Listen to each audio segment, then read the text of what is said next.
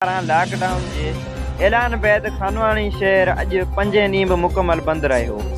मानू घरन ताईं महदूद, रास्ता रोड वीरान, पुलिस अटालन जो शहर में गश्त जारी।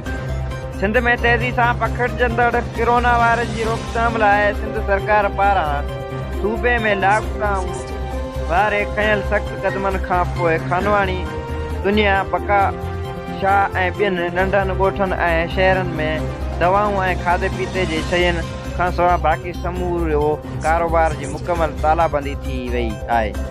शहर में तालाबंदी बैदि माण्हू घरनि ताईं महदूद थी विया आहिनि। शहरनि मां मुसाफ़िर ट्रांसपोर्ट जूं गाॾियूं बि गाइब हुजण सबबु रस्तनि ते वीरानी थियण लॻी आहे।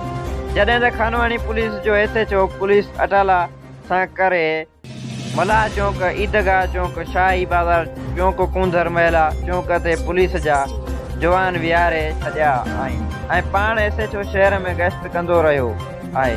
जॾहिं त घरनि ताईं महदूद थियल माण्हू सख़्त मुंझारे जो शिकार थी विया आहिनि। होॾां ॿिए तरफ़ खानवानी में लॉकडाउन सबबु सब्ज़ी वारा महांगाई उरूद करे छॾे विया आहिनि, जंहिंजे करे ग़रीब अवाम ॿिटे अज़ाब में मुब्तला थी विया आहिनि।